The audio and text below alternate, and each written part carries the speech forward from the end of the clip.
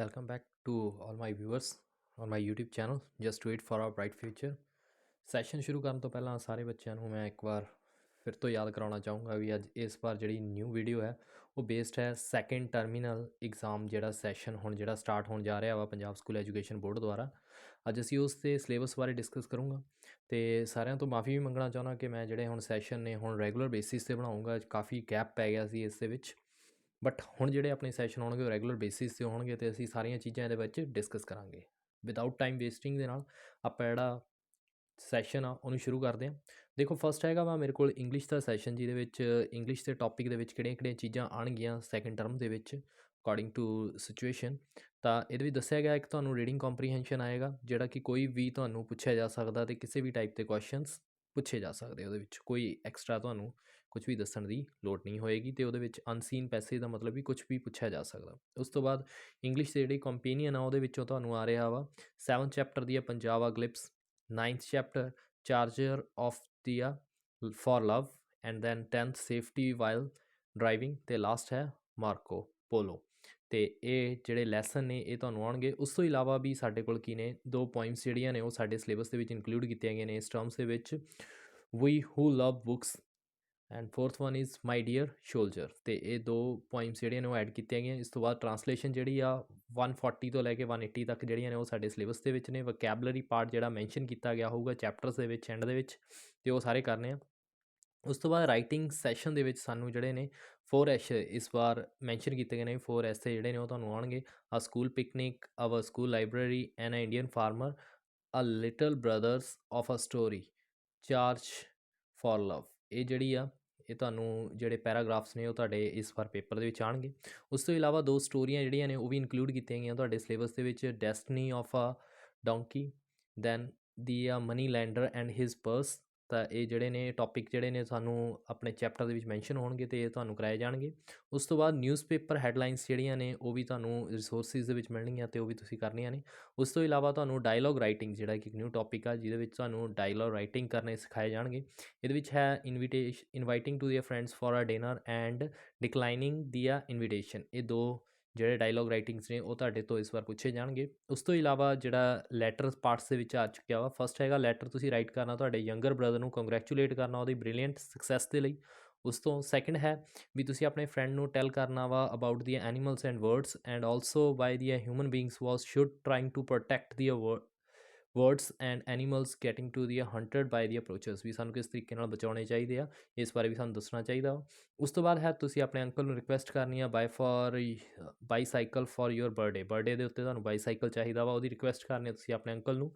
ਉਸ ਤੋਂ ਬਾਅਦ ਹੈ ਤੁਸੀਂ ਆਪਣੇ ਡੀਅਰ ਫਰੈਂਡ ਨੂੰ ਜਿਹਨੂੰ ਤੁਸੀਂ ਮੀਟ ਕੀਤਾ, ਇੱਕ ਐਕਸੀਡੈਂਟ ਹੋ ਗਿਆ ਸੀਗਾ, ਉਹਦਾ ਹਾਲ ਚਾਲ ਪੁੱਛਣ ਦੇ ਲਈ ਤੁਸੀਂ ਆਪਣੀ ਉਹਦੀ ਲੈਟਰ ਲਿਖਣੀ ਆ ਤੇ ਉਹਦੀ ਕੰਡੀਸ਼ਨ ਬਾਰੇ ਪੁੱਛਣਾ ਵਾ। ਉਸ ਤੋਂ ਬਾਅਦ ਹੈ ਲਾਸਟ ਜਿਹੜਾ ਲੈਟਰ ਹੈ ਉਹ ਦੱਸਿਆ ਗਿਆ ਨਿਊ ਮੋਬਾਈਲ ਫੋਨ ਜਿਹੜਾ ਵੀ ਆ ਵੀ ਤੁਸੀਂ ਜਾਣਾ ਚਾਹੁੰਦੇ ਹੋ ਖਰੀਦਣ ਦੇ ਲਈ ਆਪਣੇ ਕਜ਼ਨ ਤੋਂ, ਉਹਦੇ ਲਈ ਐਡਵਾਈਸ ਲੈਣੀ ਆ ਵੀ ਮੈਂ ਕਿਹੜਾ ਲੈ ਸਕਦਾ ਵਾਂ। ਉਸ ਤੋਂ ਬਾਅਦ ਸਾਡੇ ਕੋਲ ਜਿਹੜਾ ਸਟਰਕਚਰ ਬਣਾਇਆ ਗਿਆ, ਪੇਪਰ ਸਟਰਕਚਰ ਜਿਹੜਾ ਇਸ ਵਾਰ ਬੋਰਡ ਨੇ ਦਿੱਤਾ ਗਿਆ ਵਾ, ਉਹ 40 ਮਾਰਕਸ ਦਾ ਜਿਹੜਾ ਵਾ ਤੁਹਾਡਾ ਪੇਪਰ ਹੋਏਗਾ। ਦੇਖੋ ਡਿਸਟਰੀਬਿਊਸ਼ਨ ਕਿੱਦਾਂ ਕੀਤੀਆਂ ਗਈਆਂ ਨੇ, ਅਨਸੀਨ ਪੈਸੇਜ ਜਿਹੜਾ ਵਾ ਉਹ 5 ਮਾਰਕਸ ਦਾ ਇਨਕਲੂਡ ਕੀਤਾ ਗਿਆ। ਤੇ ਉਸ ਤੋਂ ਬਾਅਦ ਜਿਹੜੇ ਚੈਪਟਰ ਬੇਸਡ ਨੇ ਤੁਹਾਨੂੰ 4 ਕੁਐਸਚਨ ਪੁੱਛੇ ਜਾਣਗੇ, 2 ਅਟੈਂਪਟ ਕਰਨੇ ਹੋਣਗੇ ਤੇ ਉਹ ਕਿੰਨੇ ਨੇ 4 ਮਾਰਕਸ ਦੇ ਨੇ। ਤਾਂ ਜਾਣੀ ਕਿ ਇੰਟਰਨਲ ਚੋਇਸ ਤੁਹਾਨੂੰ ਉਹਦੇ ਵਿੱਚ ਮਿਲੇਗੀ, ਤਾਂ ਇਹਦੇ ਵਿੱਚ ਘਬਰਾਉਣ ਵਾਲੀ ਕੋਈ ਗੱਲ ਨਹੀਂ। ਉਸ ਤੋਂ ਬਾਅਦ ਹੈ ਸਾਡੇ ਕੋਲ ਮੀਨਿੰਗ ਆਫ ਦੀ ਵਰਡਸ, ਤੁਹਾਨੂੰ ਕੁਝ ਵਰਡਸ ਦਿੱਤੇ ਜਾਣਗੇ ਤੇ ਤੁਸੀਂ ਉਹਦੇ ਮੀਨਿੰਗਸ ਜਿਹੜੇ ਨੇ ਉਹਨੂੰ ਕੰਪਲੀਟ ਕਰਨੇ ਹੋਣਗੇ।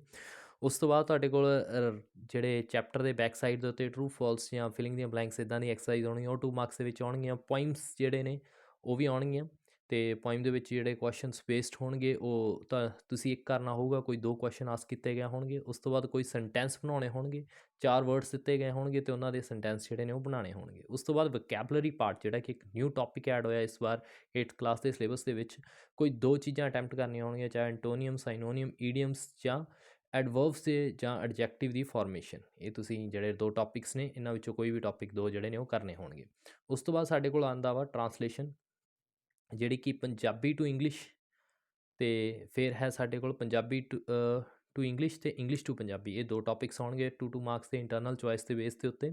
ਉਸ ਤੋਂ ਬਾਅਦ ਸਾਡੇ ਕੋਲ ਗ੍ਰਾਮਰ ਪਾਰਟ ਦੇ ਵਿੱਚ ਜਿਹੜਾ ਇਨਕਲੂਡ ਕੀਤਾ ਗਿਆ verb agreements, use of tense ਤੇ ਵੌਇਸ, ਇਹ ਤੁਸੀਂ ਕਰਨੇ ਹੋਣਗੇ 3 ਮਾਰਕਸ ਦੇ 1 ਮਾਰਕਸ ਇਹ ਕੰਪਲਸਰੀ ਨੇ। ਉਸ ਤੋਂ ਬਾਅਦ ਜਿਹੜਾ ਸਾਡਾ ਪੈਰਾਗ੍ਰਾਫ, ਪਰਸਨਲ ਲੈਟਰਸ ਤੇ ਨਿਊਜ਼ ਹੈਡਲਾਈਨਸ, ਨਿਊਜ਼ਪੇਪਰ ਹੈਡਲਾਈਨਸ ਜਿਹੜੀਆਂ ਨੇ ਜਾਂ ਡਾਇਲੋਗ ਰਾਈਟਿੰਗ, ਇਹ ਸਾਰੀਆਂ ਚੀਜ਼ਾਂ ਤੁਹਾਨੂੰ ਆਉਣਗੀਆਂ ਅਤੇ ਤੁਸੀਂ ਇਹਦੇ ਵਿੱਚੋਂ ਇੰਟਰਨਲ ਚੋਇਸ ਦੇਖਣ ਨੂੰ ਮਿਲ ਜਾਏਗੀ। ਅਤੇ ਸਭ ਤੋਂ ਵਧੀਆ ਗੱਲ, ਤੁਹਾਨੂੰ 2 ਮਾਰਕਸ ਜਿਹੜੇ ਨੇ ਉਹ ਰਾਈਟਿੰਗ ਸਕਿੱਲਸ ਦੇ ਮਿਲਣਗੇ।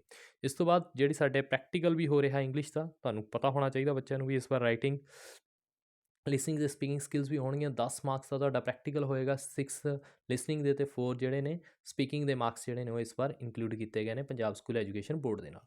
ਇਸ ਤੋਂ ਬਾਅਦ ਹੈ ਸਾਡੇ ਕੋਲ ਜਿਹੜਾ ਪੇਪਰ ਹੈ ਉਹ ਹੈ ਪੰਜਾਬੀ ਦਾ।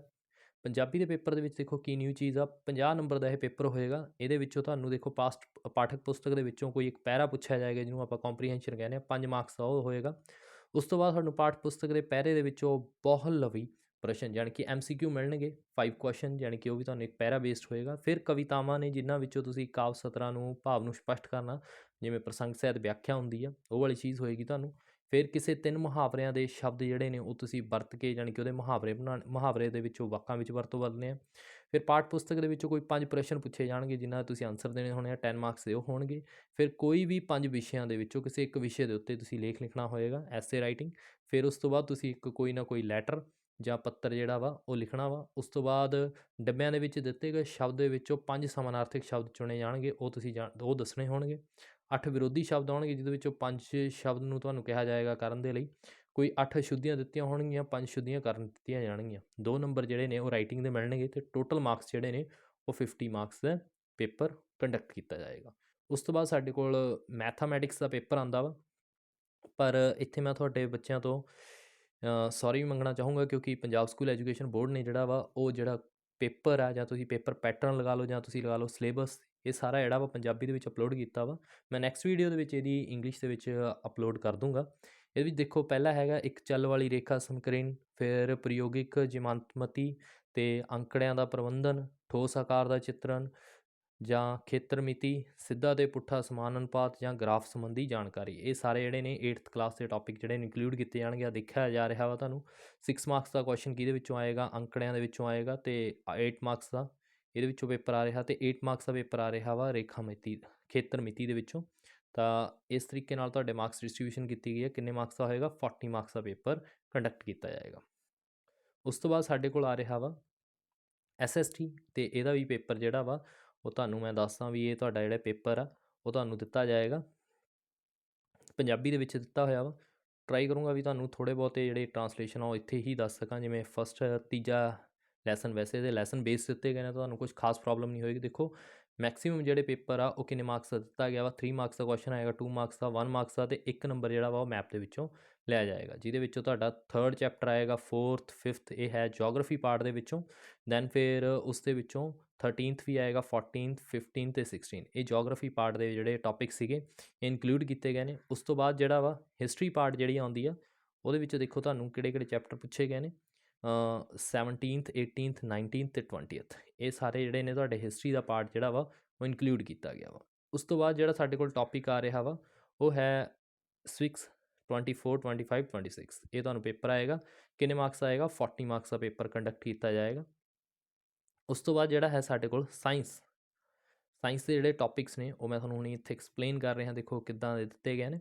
ਇਹ ਵੀ 40 ਮਾਰਕਸ ਦਾ ਆਈ ਹੋਪ ਪੇਪਰ ਹੋਏਗਾ, ਅਤੇ ਇਹਦੇ ਵਿੱਚ ਦੇਖੋ ਮਾਰਕਸ ਡਿਸਟਰੀਬਿਊਸ਼ਨ ਜਿਹੜੀ ਲਗਾਈ ਗਈ ਆ ਬੋਰਡ ਵੱਲੋਂ ਉਹ ਲਗਾਏ ਗਏ ਨੇ 2 ਮਾਰਕਸ ਦੇ ਕੁਐਸਚਨ, 2 3 4 ਇਹ ਮਾਰਕਸ ਦੇ ਪੇਪਰ ਲਏ ਗਏ ਨੇ, ਜਿਹਦੇ ਵਿੱਚੋਂ 3rd ਚੈਪਟਰ ਆਏਗਾ synthetic fibres and plastics, coal and petroleum, reaching to the age of the adolescence, then sound, chemical effects of the electrical current, some natural phenomena, stars and the solar system, pollution and air and water ਇਹ ਜਿਹੜੇ chapter ਨੇ ਇਹ ਤੁਹਾਡੇ syllabus ਦੇ ਵਿੱਚ ਆ ਰਹੇ ਨੇ, ਤਾਂ ਇਹਨਾਂ ਨੂੰ ਤੁਸੀਂ ਬੜੇ ਧਿਆਨ ਨਾਲ ਕਰਨਾ। 35 ਮਾਰਕਸ ਦਾ ਪੇਪਰ ਆਏਗਾ। ਦੇਖੋ ਇਹਦੇ ਵਿੱਚ ਕੁਐਸਚਨ ਦੱਸੇ ਗਏ ਨੇ ਵੀ 1 to 4 ਜਿਹੜੇ ਨੇ 2 ਮਾਰਕਸ ਦੇ ਈਚ ਕੁਐਸਚਨ ਹੋਣਗੇ, ਜਿਹਨੂੰ 30 to 40 ਵਰਡਸ ਦੇ ਵਿੱਚ ਲਿਖਣਾ ਪਏਗਾ। 5 to 9 ਜਿਹੜੇ ਨੇ 3 ਮਾਰਕਸ ਦੇ ਕੁਐਸਚਨ ਹੋਣਗੇ, ਜਿਹਨੂੰ ਤੁਸੀਂ 50 to 60 ਮਾਰਕਸ ਦੇ ਵਿੱਚ 50 to 60 ਵਰਡਸ ਦੇ ਵਿੱਚ ਲਿਖਣਾ ਪਏਗਾ। ਦੈਨ ਤੁਹਾਡੇ ਕੋਲ ਕੁਐਸਚਨ ਹੈ 10 to 12 ਜਿਹੜਾ ਕਿ ਤੁਹਾਨੂੰ 4 ਮਾਰਕਸ ਦੇ ਲਈ ਲਿਖਣਾ ਪਏਗਾ, ਜਿਹੜਾ 100 to 120 ਵਰਡਸ ਦੇ ਵਿੱਚ ਦਿੱਤੇ ਜਾਣਗੇ। ਇਹਨਾਂ ਵਿੱਚ ਇੰਟਰਨਲ ਚੋਇਸ ਤੁਹਾਨੂੰ ਦੇਖਣ ਨੂੰ ਮਿਲ ਸਕਦੀ ਹੈ।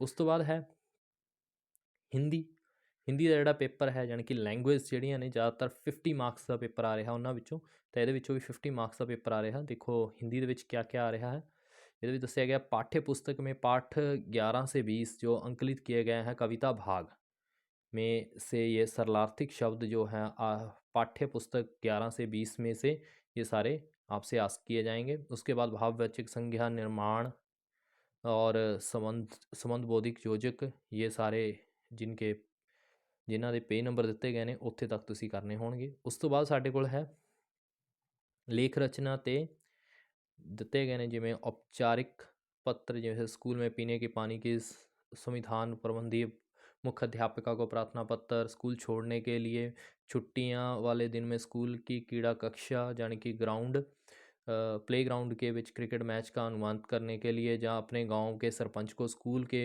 विकास में योगदान डालने के लिए।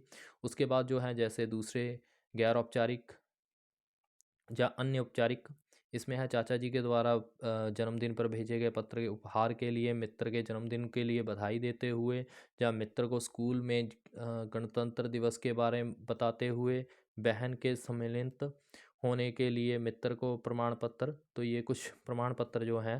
उसके बाद आपको निबंध पाठ में से हैं, जैसे लेख रखना, प्रातःकाल की सैर, मेरा प्रिय खेल, शहीद भगत सिंह, रक्षाबंधन, स्वतंत्रता दिवस, संगतीय, कंप्यूटर और मोबाइल के लाभ और हानियाँ, स्वच्छता अभियान और प्रदूषण की समस्या का समाधान, और मेरा पंजाब। ये कुछ लेख आपको दिए गए हैं। फिर मुहावरे हैं, 11 से 20 पाठ के पूरे करने हैं। अनुवाद में से जो पंजाबी शब्दों को हिंदी में अनुवाद करना है और पंजाबी वाक्यों को हिंदी में अनुवाद करना है, तो ये आपको 11 से 20 पाठ में आपको मिल जाएंगे। तो ये था हमारा सारा जो समरअप था जो मैंने आपके लिए किया।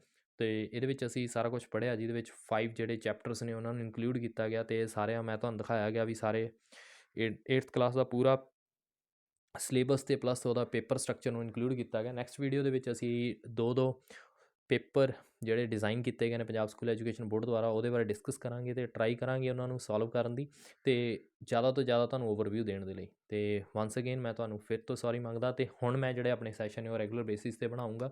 ਡੇਲੀ ਤੁਹਾਨੂੰ ਕੁਛ ਨਾ ਕੁਛ ਨਿਊ ਅਤੇ ਕ੍ਰੀਏਟਿਵ ਮਿਲੇਗਾ, ਜਿਹਦੇ ਨਾਲ ਤੁਸੀਂ ਆਪਣੀ ਸਕਿੱਲਸ ਅਤੇ ਆਪਣੀ ਨੌਲੇਜ ਨੂੰ ਇੰਪਰੂਵ ਕਰ ਸਕੋ।